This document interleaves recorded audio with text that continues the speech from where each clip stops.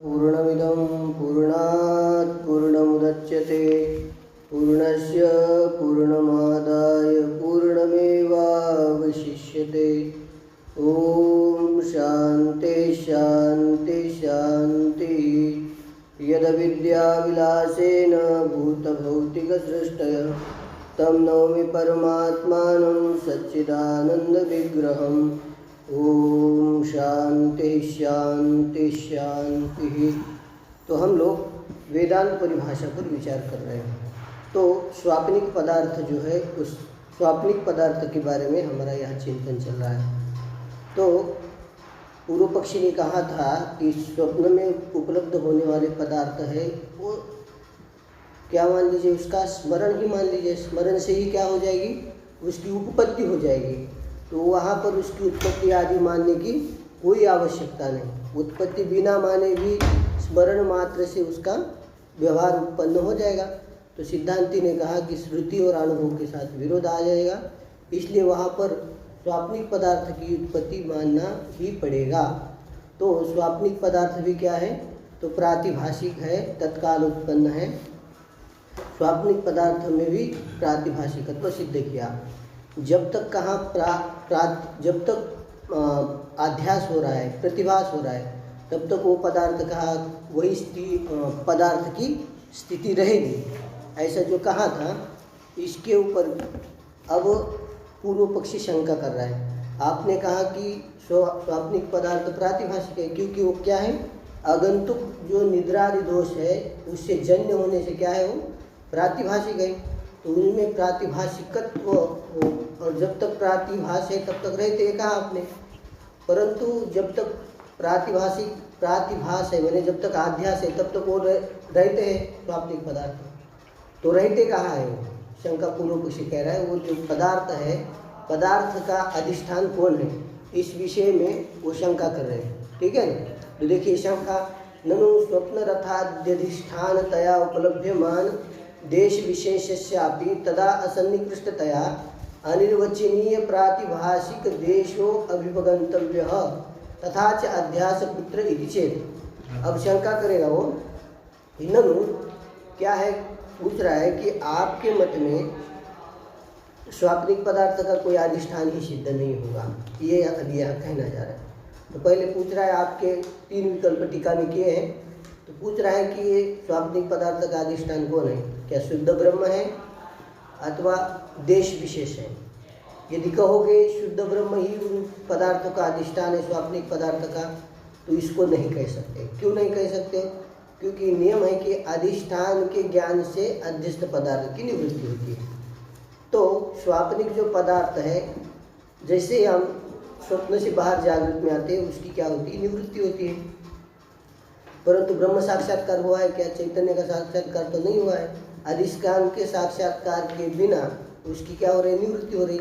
अब अधिष्ठान साक्षात्कार नहीं हुआ तो जागृत स्वप्न के पदार्थ जागृत में भी वो क्या होनी चाहिए, प्रतिभाषित होनी चाहिए, प्रतीति उनकी होनी चाहिए। परंतु ऐसा होता नहीं है। ठीक है ना, ऐसा होता नहीं। इसलिए स्वाप्निक पदार्थ जो है उनका अधिष्ठान शुद्ध चैतन्य है, ये नहीं मान सकते। क्यों, शुद्ध चैतन्य मानोगे तो क्या आपत्ति है इसमें, शुद्ध चैतन्य मानोगे तो घटादि स्वाप्निक पदार्थ की जागृत काल में क्या होनी चाहिए, प्रतीति होने लगेगी। ठीक है ना, क्योंकि अधिष्ठान का साक्षात्कार नहीं हुआ, परंतु प्रतीति नहीं होती है, इसलिए वो उसका अधिष्ठान है, ये नहीं मान सकते। यदि कहोगे देश विशेष ही उसका अधिष्ठान है, तो देश विशेष क्या हो, प्रातिभाषिक है क्या व्यवहारिक है। देश विशेष जो, सुनो, जो देश विशेष है स्वाप्निक पदार्थ का अधिष्ठान, यदि देश विशेष मानोगे तो वो स्वाप्निक प्रातिभाषिक देश विशेष उसका अधिष्ठान मानोगे अथवा व्यवहारिक देश विशेष व्यवहारिक है अथवा प्रातिभाषिक है। ठीक है ना, क्या मानोगे, व्यवहारिक मानोगे अथवा प्रातिभाषिक मानोगे। यदि मानोगे व्यवहारिक देश विशेष ही उन स्वप्नों का अधिष्ठान है, तो ये भी नहीं मान सकते, क्योंकि वहाँ पर आपके चक्षुरेंद्रिय के साथ देश विशेष के साथ संबंध नहीं हो रहा है। हम जो स्वप्न देख रहे हैं, तो जिस देश में स्वप्न देख रहे हैं तो व्यवहारिक देश मानोगे, तो व्यवहारिक देश जहाँ पर रतादि है प्रतीत हो रहे, तो व्यवहारिक देश के साथ चक्षुरेंद्रिय का सन्निकर्ष है क्या। यदि उसी देश में वो प्रतीत हो रहे हैं परंतु ऐसा मानोगे तो वहाँ तो हमारी चक्षु इंद्रिया गई नहीं, तो वहाँ पर वो पदार्थ दिखते हैं, वही उसका अधिष्ठान है, व्यवहारिक जो देश विशेष आदि। तो ये भी नहीं मान सकते क्योंकि उनका इंद्रिय के साथ सन्निकर्ष ही नहीं है। यदि सन्निकर्ष होता तभी उस देश विशेष में वो पदार्थ प्रतीत होते। ठीक है, यदि मानेंगे, इसलिए व्यवहारिक देश विशेष भी है, वो भी क्या है, वो जो प्रातिभाषिक स्वप्नस्थ जो रथादि है उसका वो अधिष्ठान नहीं हो सकते। कौन? व्यवहारिक जो देश विशेष है वो अधिष्ठान नहीं हो सकते हैं क्योंकि इंद्रिय के साथ उसका सन्निकर्ष नहीं। और बचा कौन? आप यदि देश विशेष प्रातिभाषिक मानोगे तो प्रातिभाषिक देश विशेष भी उसका अधिष्ठान नहीं हो सकते, तो स्वयं अध्यस्त का अधिष्ठान नहीं हो सकता है। और दूसरी बात है, जो अध्यस्त पदार्थ है जो अधिष्ठान होता है, तो अधिष्ठान का नियम है, जो अधिष्ठान कार्य की उत्पत्ति के पूर्व में होना चाहिए और कार्य के विनाश के बाद भी रहना चाहिए। यदि स्वाप्निक पदार्थ में प्रतीत होने वाला देश विशेष, जो प्रातिभाषिक देश विशेष को ही अधिष्ठान मानोगे, तो वो स्वाप्निक पदार्थ में प्रातिभाषिक जो देश विशेष है, वो देश विशेष वो स्वप्न के पहले है क्या? स्वाप्निक पदार्थ में प्रतीत होने वाला देश पहले है क्या? स्वप्न का जो बाद होता है, स्वाप्निक पदार्थ सब बाद होता है, तो देश का भी, इसलिए वो रहता नहीं। ठीक है ना। और अधिष्ठान कौन होता है? जो तीनों काल में रहे, पहले कार्य की उत्पत्ति पहले रहे, कार्य के नाश के अनंतर भी रहे, तो वही अधिष्ठान होता है। इसलिए वो प्रातिभाषिक जो स्वप्न में दिखने वाले जो देश विशेष है वो भी वो स्वाप्निक पदार्थ के अधिष्ठान नहीं बन सकते हैं। ठीक बात समझ में? तो आपके मत में स्वप्न का कोई अधिष्ठान है ही नहीं, इसलिए प्रातिभाषिक पदार्थ स्वप्न में नहीं होते हैं, उसका स्मरण मात्र मान लीजिए। ये एक शंका का आशय ईशु कह रहे ननु स्वप्न रथाद्य अधिष्ठानतया उपलभ्यमान देश विशेषस्यापि तदासन। स्वप्न रथादि का अधिष्ठान रूप से उपलभ्यमान जो देश विशेष है, उस देश विशेष भी क्या है? तदा असन्निकृष्टतया, वो देश विशेष असन्निकृष्ट है। बाह्य जो देश विशेष है, स्वप्नरथ का अधिष्ठान तया उपलभ्यमान देश विशेषस्यापि, कोई देश विशेष है, ठीक है ना, व्यवहारिक देश विशेष भी जो है वो असन्निकृष्ट है, तो क्या अनिर्वचनीय प्रातिभाषिक देश ही वहाँ मानना पड़ेगा अधिष्ठान रूप से। ठीक है ना। स्वप्न रथादि का अधिष्ठान रूप से उपलभ्यमान जो देश विशेष है, वो देश विशेष क्या है? व्यवहारिक देश विशेष तथा असन्निकृष्ट है। स्वप्न काल में उसका इंद्रिय के साथ सन्निकर्ष नहीं है, असन्निकृष्टतया अनिर्वचनीय प्रातिभाषिक देशों अभिभगंतव्य। तो वो जो अधिष्ठानतया उपलभ्यमान जो देश हो रहा है वहाँ, ठीक है ना, वो क्या है? प्रातिभाषिक ही मानना पड़ेगा। तो प्रातिभाषिक, ठीक है ना, अनिर्वचनीय प्रातिभाषिक देश ही मानना पड़ेगा। ठीक। स्वप्न रथादि का अधिष्ठान रूप से उपलभ्यमान देश विशेष जो है बाह्य देश विशेष नहीं है क्योंकि वो असन्निकृष्ट है, तो उसका अधिष्ठानतया उपलभ्यमान देश विशेष कौन है? वो तो अनिर्वचनीय प्रातिभाषिक देश ही मानना पड़ेगा। ठीक है, न कि व्यवहारिक देश विशेष। व्यवहारिक देश विशेष प्रातिभाषिक का अधिष्ठान नहीं मान सकते क्योंकि वो असन्निकृष्ट है, तो कौन मानना पड़ेगा? अनिर्वचनीय जो प्रातिभाषिक देश है उसी को क्या मानना पड़ेगा? अधिष्ठान रूप में मानना पड़ेगा। तो वही उसी का, परंतु उसी को अधिष्ठान नहीं मानते। ठीक है ना। अनिर्वचनीय प्रातिभाषिक देशों अभिभगंतव्य तदा असन्निकृष्टतया अनिर्वचनीय प्रातिभाषिक देशों अभिभगंतव्य।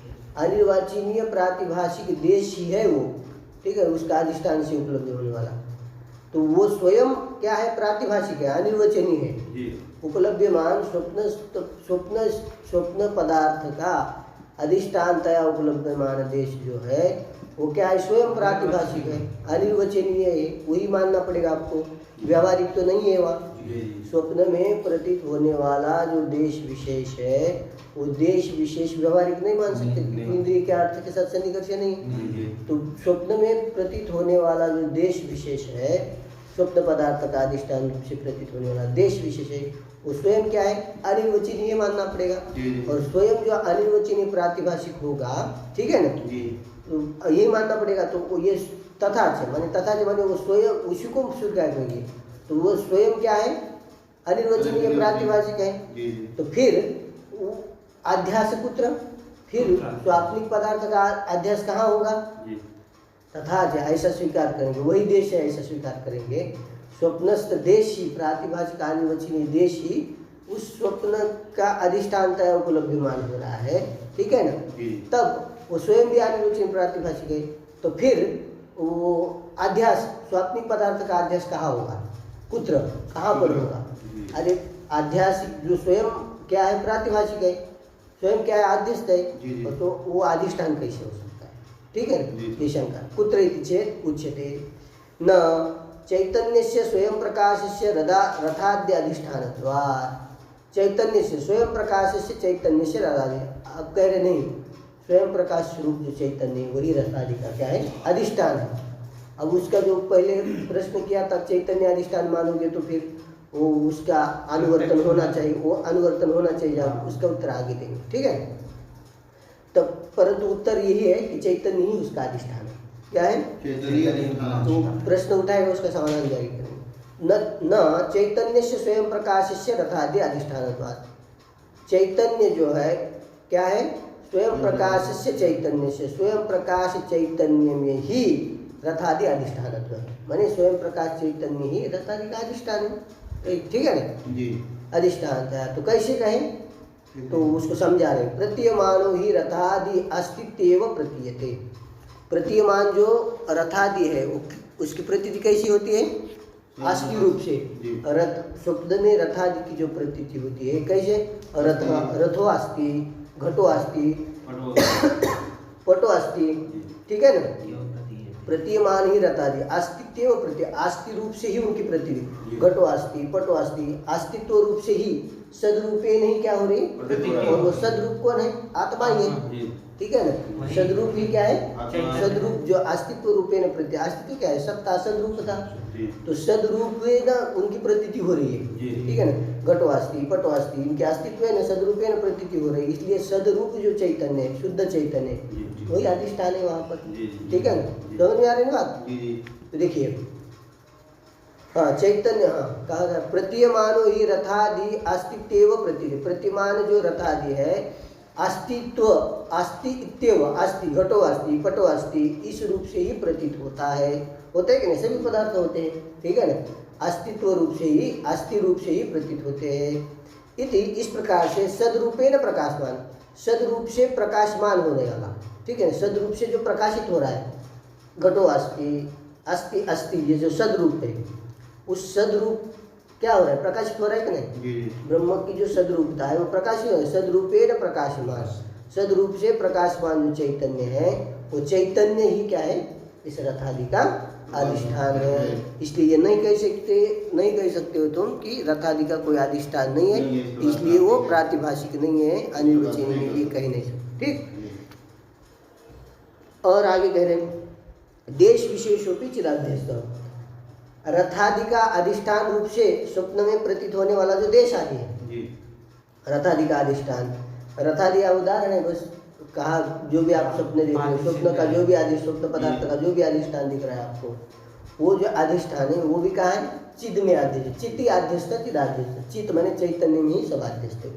कहा आध्यस्त है, स्वप्न में प्रतीत होने वाला जो देश विशेष है वो कहाँ अध्यस्त है, चित्ती आध्यस्त, चैतन्य में अध्यस्त है, क्योंकि उसकी भी क्या है, देश है, अस्तित्व रूप से प्रतीत हो रही है, वो भी क्या है, वही अध्यस्त है। प्रातिभाषिक रथादौ इंद्रिय ग्राह्यत्वम अपि प्रातिभाषिकम तदा सर्वेन्द्रियाणाम उपरमा, ठीक है ना। प्रातिभाषिक उधर है कि इधर, देश विशेष रथादौ इंद्रिय ग्राह्यत्वम अपि प्राति, ऐसा है क्या, देश विशेषोपि चिदध्यस्ता प्रातिभाषिक, अच्छा सॉरी, देश विशेषोपि चिदध्यस्ता प्रातिभाषिक, यहाँ थे पूर्ण विराम देना भूल गया, ठीक है। देश विशेष जो है क्या है, वो चिदाध्यस्त है, चित चैतन्य में अध्यस्त है, इसलिए वो क्या है, प्रातिभाषिक है, ठीक, लग गई। अब आगे और कह रहे हैं रथादो इंद्रिय ग्राह्यत्वम अपि प्रातिभाषिकम तदा सर्वेन्द्रिय उपरमा। रथादि में जो इंद्रिय ग्राह्यत्व है, ठीक है ना, रथादि में जो इंद्रिय ग्राह्य, रथ क्या हो गए, रथादि को आप चक्षु से देख रहे हैं ना, अरे स्वप्न के पदार्थ जितने प्रतीत होते, जो स्वप्न में पदार्थ देखते आप, चक्षुरिंद्रिय ग्राह्य हो रहे कि नहीं, चक्षुरिंद्रिय ग्राह्य तो है कि नहीं उनमें, जैसे इस पदार्थ में मोबाइल है आपका, जी। उसमें क्या है, चक्षुर्ग्राह्य तो है, चक्षुर्ग्राह्य तो हो रहा है क्या, कोई चाक्षुर्ग्राह्य तो क्या है, व्यवहारिक है, सत्य है, जी। प्रातिभाषिक नहीं है। इसमें जो चक्षुर्ग्राह्य तो है ये प्रातिभाषिक नहीं, मिथ्या नहीं है, जी। ठीक है। परंतु स्वप्न में जो रथादि में जो इंद्रिय ग्राह्यत्व है, रथादि में इंद्रिय ग्राह्य, तो इंद्रिय से ग्राह्य है कि नहीं, जी। तो इंद्रिय ग्राह्य तो कहाँ रहेगा, रथादि में। तो उसमें जो इंद्रिय ग्राह्यत्व माने वो जो इंद्रिय से ग्राह्य हो रहे रथादि, वो भी सब प्रातिभाषिक है, ठीक। कैसे हो, वो जो उनमें रथादि का ग्राह्यत्व हो रहा है, रथादि ग्राह्यत्व है उसमें, वो भी क्या है, प्रातिभाषिक। क्योंकि उस समय में सर्वे इंद्रिय उपरम, सभी इंद्रिय का उपरम हो रहा है। हमारे जो चक्षुर इंद्रिय है वो तो है ही नहीं, और वहाँ जो इंद्रिय वो कैसी प्रातिभाषिक इंद्रिय, प्रातिभाषिक है ना। तो उसमें जो प्रातिभाषिक इंद्रिय के द्वारा जो रथादि में ग्राह्यत्व हो रहा है, वो भी सब क्या है, प्रातिभाषिक है। कैसा है, क्योंकि वहाँ उस समय हमारी जो व्यावहारिक इंद्रिया है वो इंद्रिया उपरम हो रही है, अंतकरण में लीन हो रही है, हो गई है पूरी उसमें, ठीक है ना। लीन होने से अंतःकरण में कि चैतन्य, अंतकरण में उसको उपादान मतलब अंतकरण में हो जाएगी, ठीक है। अंतकरण में स्वप्न अवस्था में सभी पदार्थ जो है मन में लीन होते हैं, और सुषुप्ति में मन सहित इंद्रिया अज्ञान में लीन होती है, ठीक है ना। बात समझ में, तो इंद्रिय है नहीं वहाँ, तो रथा आदि वो स्वप्न में स्वप्नस्थ पदार्थ में जो इंद्रिय ग्राह्य हो रहा है, वो इंद्रिय ग्राह्य तो भी क्या है, प्रातिभाषिक, व्यावहारिक नहीं है। व्यवहारिक इंद्रिय ग्राह्य तो उसमें व्यवहारिक नहीं, क्योंकि उस समय सारी इंद्रिय का उपरम हो रहा है, व्यवहारिक इंद्रिय का, तो व्यवहारिक इंद्रिय के द्वारा ग्राह्य नहीं होने से उसमें प्रातिभाषिकत्व है। वो रथादो इंद्रिय ग्राह्यत्व वहाँ पे प्रातिभाषिक, तदा सर्वे इंद्रिय उपरमान, उस समय संपूर्ण इंद्रिय का क्या हो गया है, उपरम हो रहा है। अब कोई शंका करेगा कि आपने कहा कि स्वप्न में प्रतीत होने वाले गजादि जो जितने भी है, तो वो क्या है, चैतन्य में अध्यस्त है। अब चैतन्य में अध्यस्त है तो शुद्ध चैतन्य में तो नहीं कह सकते, अंतकरण तो उपाधि है ही उसकी, वहाँ चैतन्य जो है आस्ति रूप से भली प्रतीत हो रहे, परंतु अंतकरण अवच्छिन्न चैतन्य में अध्यस्त कहना पड़ेगा। आगे तो कहीं शुद्ध ही है, पर अंतकरण तो है वहाँ, तो वह अंतकरण अवच्छिन्न चैतन्य में यदि अध्यस्त, साक्षी में अध्यस्त हो गए, पहले बोले ना स्वयं प्रकाश, स्वयं प्रकाश चैतन्य, अरे वो अवच्छिन्न चैतन्य हो कैसे भी हो, तो चैतन्य तो स्वयं प्रकाश ही होगा ना। जैसे अंतःकरण अवच्छिन्न चैतन्य है, और वो भी स्वयं चैतन्य से ही तो प्रकाशित होता है एक प्रकार से। चैतन्य किसी से प्रकाशित नहीं होता है, चैतन्य प्रकाशित, चैतन्य तो स्वयं प्रकाश है, चाहे अंतकरण अवच्छिन्न हो चाहे शुद्ध चैतन्य प्रकाशित ही है। उल्टा शुद्ध चैतन्य जो होता है, वो शुद्ध चैतन्य किसी का प्रकाशित नहीं होता है, वो तो शुद्ध अपनी महिमा में स्थित है।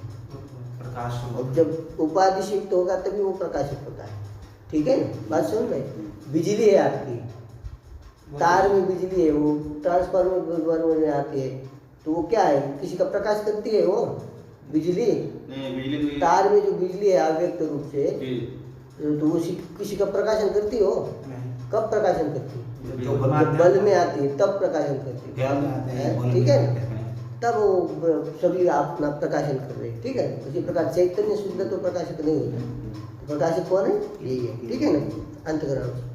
तो अंतकरण अवच्छिन्न चैतन्य में मान लीजिए वो अध्यस्त है, चैतन्य में अध्यस्त है, तो जैसे सुखादि चैतन्य में अध्यस्त है, वैसे क्या है, गजादि भी क्या है, शुद्ध चैतन्य में अध्यस्त है। बात समझ में, कहाँ अध्यस्त है, चैतन्य। सुखादि कहाँ अध्यस्त, चैतन्य। तो सुखादि की प्रतीति कैसी होती है, अहम सुखी अहम दुखी, इस प्रकार से क्या हो रही है, सुखादि की प्रतीति हो रही है, ठीक है ना।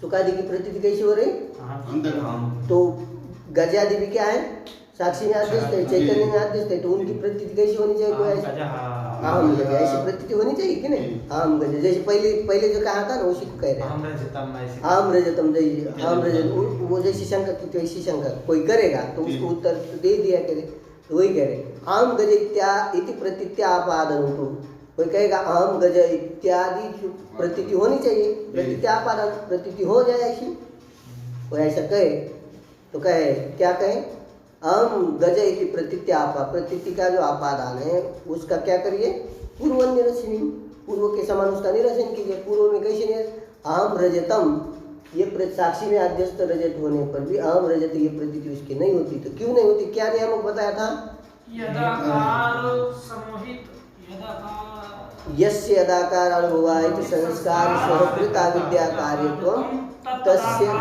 तस्य तदाकार अनुभव विशेषण। ये बताया था, ठीक है ना? याद नहीं करते, चलिए बात समझ में, आप लोग याद नहीं करते। अब बताइए प्रातिभाषिकत्व का प्रयोजक क्या है? तत्काल विशिष्ट प्रातिभाषिकत्व का प्रयोजक बोले थे कल हम।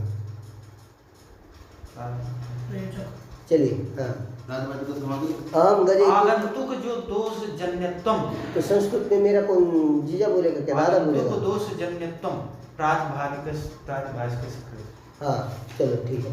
अहम गजयति प्रतीत्यावारण तो पूर्ववन निरसन, पूर्व के समान जिसके जिस आकार से संस्कार हुए तत्संस्कार सहित अविद्या कार्य, तो जिसमें उस प्रकार से अहम गजई प्रतीति नहीं होगी, क्योंकि गज के अहम रूप से गज हाथी का कभी भी आपको अनुभव नहीं हुआ। अहम गज ऐसा अनुभव हुआ है कभी नहीं, तो क्या अनुभव हुआ?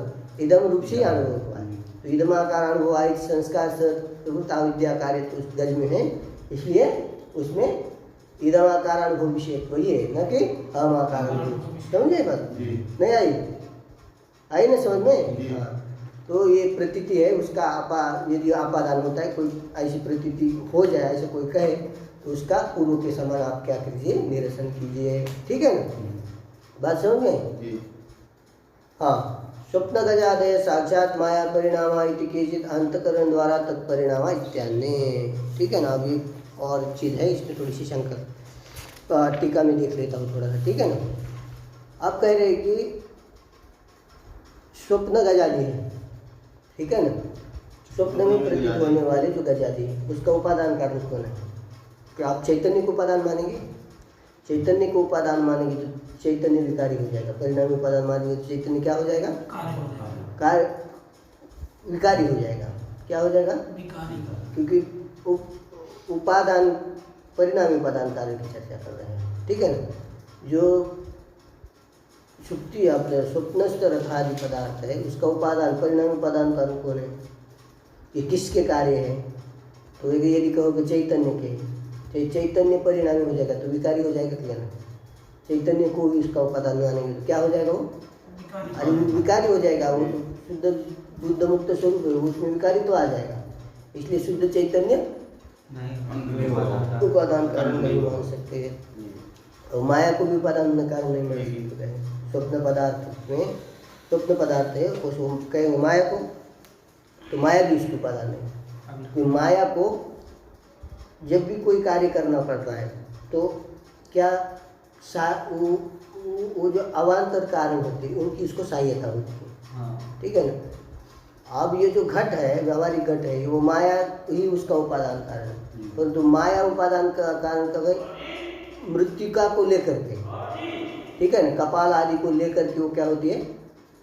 उपादान कारण होती है, ठीक है ना? ऐसी उपादान कारण वो नहीं बनती है, तो उसको सहायता किसी न किसी वो घटादि का जो उपादान कारण उसकी सहायता को लेकर ही माया क्या होती है? उसकी उपादान कारण होती है, ठीक है ना? कोई ना कोई वो कारण देती है, तो साक्षात वो नहीं होती। तो अब ये जो स्वप्न गजादि पदार्थ है, स्वप्न में परिणत गजादि पदार्थ है, माया के परिणाम नहीं थे, क्योंकि वहाँ पर गजादि के अवयव नहीं, उसके उत्पादक गजादि के उत्पादक जो अवयव है उसकी सहायता से ही माया क्या करती है? घटपट आदि की उत्पत्ति करती है।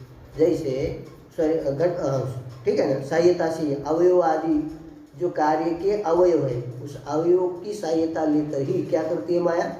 घटपट आदि पदार्थ की उत्पत्ति करती है। उसी प्रकार यहाँ पर भी स्वप्न पदार्थ में भी अब माया यदि उसके उपादान कारण मानते हो तो वहाँ पर माया गजादि को उत्पन्न करती है, तो उसके सहायक जो अवयव वहाँ नहीं है स्वप्न में। इंद्रिय मतलब उसके अवयव, गज को उत्पन्न करने वाली जो भी उसके अवयव है वो है क्या वहाँ? घटपट वहाँ की प्रतीत होने वाली उसके अवयव नहीं। हाँ, तो वही उत्तर देंगे। हाँ ठीक है ना, आगे उत्तर आएगा। तो प्रश्न समझ में आया? प्रश्न समझ में आया तुम्हारे? तो वो इसलिए माया को उपादान कारण लेना, क्योंकि वो अवयव नहीं है वहाँ, उसके गजादि के उत्पादक जो अवयव है उस अवयव की सहायता से ही माया उपादान कारण होती है, उसके अवयव नहीं है तो माया इसकी उपादान कारण नहीं मान सकते। और दूसरी बात तुला विद्या है, ठीक है ना? घटादि पटादि अवच्छिन्न चैतन्य निष्ठा विद्या है। जैसे घटा जैसे सुक्ति अवच्छिन्न चैतन्य निष्ठ जो अविद्या है वो क्या होती है? रजत की उपादान कारण होती है, होती है कि नहीं? तो वो जो उसको तूला विद्या माने घटपटादि अवच्छिन्न चैतन्य में चैतन्य निष्ठ जो अविद्या है उसको ही तूला विद्या कहते हैं। घटपटादि चैतन्य निष्ठ का अवच्छिन्न चैतन्य निष्ठ जो अविद्या है वो तूला विद्या है। वो तूला विद्या के उपादान में कारण नहीं बन सकती, क्योंकि व्यवहारिक घटपटादि वहाँ स्वप्न स्थल में है क्या? नहीं। कोई व्यवहारिक अधिष्ठान होना चाहिए व्यवहारिक, तभी तो जाके उसमें तद अवच्छिन्न घटपटादि अवच्छिन्न चैतन्य निष्ठ जो तूला विद्या है वो उसका उपादान कारण बन सकती है। तो ना तो तूला विद्या उपादान कारण है, ना तो मूला विद्या उपादान कारण है, ना तो चैतन्य उपादान कारण है। तो उपादान कारण ही कोई नहीं, तो वहाँ पर उसकी स्वप्न में उनकी उत्पत्ति होती है। आप कैसे कह रहे? तो स्मरण होता है सामान्य वही आएगा। ठीक बात समझ आई? तब आप कहेंगे क्या कह रहे हैं आगे? हाँ, स्वप्न गजादय साक्षात माया परिणाम। अब कह रहे स्वप्न गजादि है साक्षात माया के माया परिणाम हो सकती है, माया के ही परिणाम, माया उपादान कारण हो सकती है। क्यों? क्योंकि जो माया कैसे उपादान, अब उसके अवयव तो नहीं कह रही हो, तो स्वप्न पदार्थ प्रातिभाषिक है ना। प्रातिभाषिक पदार्थ को उत्पन्न करने के लिए माया को व्यवहारिक अवयव की अपेक्षा नहीं होती है, तो पहले कहीं क्या आया हम, तो वो प्रातिभाषिक पदार्थ, इसलिए वो माया उपादान कारण है। इसमें कहने में कोई दोष नहीं है। क्या नहीं हो सकता है? वही दोष नहीं। हाँ, तो स्वप्न गजादय साक्षात माया परिणाम इति केचित्। कुछ लोग कहते हैं कि स्वप्न गजादि माया के परिणाम है, साक्षात माया के परिणाम। कैसे? साक्षात माया माने अंतकरण अवच्छिन्न चैतन्य निष्ठा अविद्या के परिणाम। अंतकरण अवच्छिन्न चैतन्य निष्ठा अविद्या के परिणाम नहीं है, तो क्या है? साक्षात शुद्ध चैतन्य निष्ठा अविद्या के ही परिणाम, साक्षात्कार है। साक्षात माया परिणाम है, मतलब साक्षात माया के परिणाम है, मतलब अंतकरणादि अवच्छिन्न चैतन्य निष्ठा अविद्या के कार्य न होकर के शुद्ध चैतन्य निष्ठा माया के ही वो कार्य परिणाम। साक्षात्कार तो लग गया। इति केचित्, ऐसे कुछ ये मत है आपका भामतिकार का। इनका मत है भामतिकार कहते हैं कि साक्षात ये क्या है? माया के ही परिणाम है। भामतिकार वाचस्पति मिश्र। ठीक है। स्वप्न गजादय साक्षात माया परिणामा इति केचित्, माया के परिणाम है ये कुछ लोग मानते। कुछ लोग मानते माने वाचस्पति मिश्र ये मानते हैं, वो भी वेदांती है वो भी। हाँ, बात समझ में? पर उस पर विवरणकार आक्षेप करते हैं। आप कह रहे हैं कि स्वप्न गजादि माया के परिणाम है, मैंने माया शुद्ध चैतन्य निष्ठ माया की क्या है? परिणाम है। माया ये क्या है? उनका उपादान कारण। ऐसा यदि मानोगे तो आपकी इसमें कहे एक दोष है। क्या दोष है? तो दोष ये है कि माया है, आपकी जो माया है जागृत में भी है। जागृत में तो कोई बात नहीं, ठीक है, माया उत्पन्न करती घटपटादि। स्वप्न में भी है माया, स्वप्निक पदार्थ को उत्पन्न करती है। स्वप्निक पदार्थ का उपादान है परिणाम। और सुषुप्ति में भी माया है कि नहीं? है, शुद्ध माया है कि नहीं सुषुप्ति में? अरे अज्ञान नहीं है सुषुप्ति में, तो माया है। तो वहाँ पर भी क्या होनी चाहिए? पदार्थ की उत्पत्ति होनी चाहिए। अरे माया तो है ना वहाँ, माया तो सर्वत्र माया ही, तो आप गजादि पदार्थ का उपादान है। ठीक है ना? स्वप्न में गजादि माया ही उपादान है, तो माया उपादान है, तो माया वहाँ भी है, तो उत्पत्ति होनी चाहिए। और माया तो प्रलय काल में भी, तो उसकी उत्पत्ति वहाँ भी उत्पत्ति होनी चाहिए। तो वो उत्तर देते हैं कि ऐसा नहीं है, कि उसमें एक निमित्त कारण मानते हैं। दोष विशिष्ट जो अंतकरण है, तो अंतकरण निमित्त कारण है। स्वप्न गजादि के प्रति अंतकरण क्या है? निमित्त कारण। अगर दोष आपके मन में कुछ दोष राग द्वेष बैठे होंगे, किसी चीज का चिंतन किए होंगे, तब न जाके आपको स्वप्न आएगा। नहीं तो ऐसे सपना आएगा आपको? स्वप्न आएगा नहीं आएगा ना। अरे कोई चीज का अनुभव किया जिसमें दोष विशेष हो गया आपके इसमें, तभी स्वप्न आएगा ना आपको। ठीक है ना? अब अंतकरण नहीं रहेगा तो कहाँ से स्वप्न आएगा आपको? ठीक बात समझे? राग द्वेष तो वो निमित्त कारण मानते हैं। तो कह रहे कि सुषुप्ति में वो अंतकरण है ही नहीं, सुषुप्ति में अंतकरण आदि नहीं है। सुषुप्ति में अंतकरण आदि नहीं है, ठीक है ना? तो सुषुप्ति में अंतकरण जो निमित्त कारण है, इसलिए वहाँ माया होने पर भी वो माया गजादि की उत्पत्ति नहीं करती। इसलिए साक्षात माया को ही हम वो परिणाम माया की परिणाम है। माया को ही हम क्या कहते हैं, उपादान कारण मानते हैं उसका। ठीक बात समझे? तो अब ये जो कह रहे अंतकरण द्वारा तत्परिणाम इति, अन्य जो विवरणकार है वो कहते हैं कि आपने अंतकरण को निमित्त कारण मान ही लिया, तो अंतकरण का ही परिणाम मानिए ना, ठीक है ना। मने अंतकरण द्वारा माया का परिणाम है, ऐसा मानिए। माया का कार्य है आपका अंतकरण। क्या है? माया का कार्य है अंतकरण। अंतकरण का परिणाम क्या है? स्वप्न गजादि, स्वप्नस्थ गजादि, ऐसा मान लीजिए ना। अंतकरण द्वारा वो माया के परिणाम है, ऐसा मान लीजिए। सीधी बात है, निमित्त का अंतकरण को निमित्त कारण मानने की आवश्यकता नहीं। तो अंतकरण का ही परिणाम है सब स्वप्न आदि, यही मत सब में प्रचलित है। अंतकरण का ही परिणाम, मन ही सब, तो स्वप्न में मन ही होता है ना, तो मन का ही परिणाम है। तो मन का परिणाम कैसे? मन का परिणाम है, ठीक है ना। तो इसलिए परंतु उसमें माया भी कारण होगी ना, तो अरे माया का तो कार्य है वो, इसलिए अंतकरण द्वारा माया का परिणाम। जैसे मृत्तिका घट का उपादान कारण है, पर कब, किसके द्वारा है? अंतःकरण के द्वारा। घट आदि है उसके प्रति मृत्तिका कारण है, पर कब? जब उसका गोला बनाओगे, जब उसका पिंड द्वारा उपादान कर रहे हैं। मृत्तिका जो है घट की उपादान है, कैसी? पिंड द्वारा है, साक्षात नहीं ना। पिंड जो होगा तभी क्या होगा? घट होगा। समझ में आ रही है बात? ऐसे सब पिंड द्वारा उपादान, पर तो मृत्तिका उपादान होगी कि नहीं? अरे मृत्तिका ही कार्य, मृत्तिका का ही कार्य है, क्या है? पिंड है आपका, पिंड, और पिंड का कार्य कौन हो रहा है? घट हो रहा है। तो माया को मृत्तिका भी उपादान कारण होगी, पर कैसी होगी? मृत्तिका होगी पर परंपरा अंतःकरण के द्वारा, पिंड के द्वारा। पिंड के द्वारा उपादान। अंतकरण कहाँ से आ गया? यहाँ से स्वप्न। ये मैं इधर जागृत का उदाहरण घट का दे रहा हूँ, तो तुम अंतकरण में जा रहे हो। ठीक बात समझ गए? तो घटादि की जो उत्पत्ति है, घटादि का उपादान कारण मृत्तिका है, पर कैसी हो? पिंड के द्वारा। पर तो वो भी उपादान होगी कि नहीं? अरे उपादान, क्योंकि मृत्तिका का कार्य क्या है? पिंड है, पिंड है, और पिंड का कार्य क्या है? तो इसीलिए उपादान मृत्तिका बनेगी, पर कब? पिंड के द्वारा। उसी प्रकार अविद्या ही, मूल माया जो अविद्या है वो भी उपादान का, पर कैसी? साक्षात में कैसी? क्योंकि माया का कार्य है आपका अंतकरण का कार्य है, स्वप्न गजादि, उसके ही वो क्या है? परिणाम है। ठीक है, इसलिए साक्षात माया को न मान करके अंतकरण के द्वारा वो माया के परिणाम है, माने अंतकरण के परिणाम ऐसा मान लीजिए। ठीक है ना, अंतकरण का परिणाम तो इसका उपादान है, मतलब स्वप्न गजादि का कोई ना कोई उपादान, इतनी तो बात सिद्ध होगी, इसलिए वो की उत्पत्ति वहाँ होती है, ये मानने में कोई आपत्ति नहीं है। ठीक बात समझ आई ना?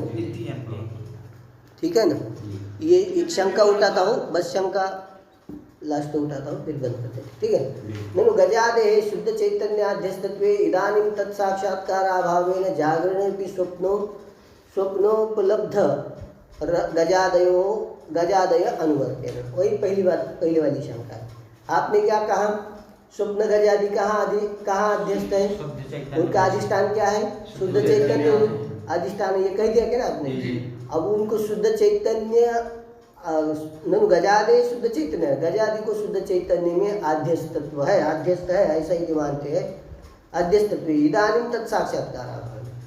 तो इदानीं माने जागृत दशा में ब्रह्म का साक्षात्कार हुआ क्या? हमें स्वप्न में जो रथ आदि देख रहे थे हम, तुरंत हम जागृत में आ गए, तो इदानीं का अर्थ है जागृत में जब आते हैं तो चैतन्य का साक्षात्कार हुआ है, हमें ब्रह्म का स्वरूपभूत साक्षात्कार हुआ है? साक्षात्कार तो नहीं हुआ। इदानीं तत्साक्षात्कार माने जागृत में ब्रह्म का साक्षात्कार न होने से अभाव, जागरण भी स्वप्न उपलब्ध गतादय गजादय अनुवर्तन। तो जागृत में भी क्या होनी चाहिए? स्वप्न उपलब्ध गजादि का अनुवर्तन होना चाहिए, वो रहनी चाहिए। आपने कहा कि चैतन्य में आध्यस्त है, वो चैतन्य में आध्यस्त है, तो वो चैतन्य में आध्यस्त है, तो आध्यस्त पदार्थ की निवृत्ति जो होती अधिष्ठान के ज्ञान से होती है। अधिष्ठान का ज्ञान होगा तभी आध्यस्त पदार्थ की निवृत्ति होगी। जब आपको रज्जु का ज्ञान होगा शुद्धि का ज्ञान होगा, तभी क्या हो जाएगी, सत्व और रजत की निवृत्ति होगी। अब जब अधिष्ठान तत्व साक्षात्कार जब तक नहीं होगा आपको, ठीक है, तब तक आद्यस्थ पदार्थ की निवृत्ति होती नहीं है, ये नियम है, ठीक है ना। आद्यस्थ पदार्थ की निवृत्ति होती नहीं है। तो यहाँ पर भी स्वप्न गजादि को आप चैतन्य उसका अधिष्ठान मान लिया, चैतन्य में रहते। अब चैतन्य का स्वप्न से हम जब जैसे बाहर आते जागृत में, उस समय तो हमें ब्रह्म साक्षात्कार नहीं हुआ, चैतन्य का साक्षात्कार उसको अधिष्ठान माना, तो अधिष्ठान का साक्षात्कार नहीं हुआ, नहीं अधिष्ठान का साक्षात्कार नहीं हुआ, तब क्या होना चाहिए, गजादि जो पदार्थ है स्वप्नस्थ उसका अनुवर्तन होना चाहिए, वो वहाँ जागृत में भी हमें दिखने चाहिए, ठीक है। तो गजादे शुद्ध चैतन्य आद्यस्तत्वे इदानीं तत् साक्षात्कार अभावेन जागरणे भी स्वप्न उपलब्ध गजादय अनुवर्तन, यहाँ भी उनका क्या अनुवर्तन होना चाहिए, यहाँ भी आने चाहिए वो। ऐसी शंका करने पर इसका उत्तर हम लोग कल देखेंगे, ठीक है ना। अब इसको तैयार कीजिएगा, ठीक।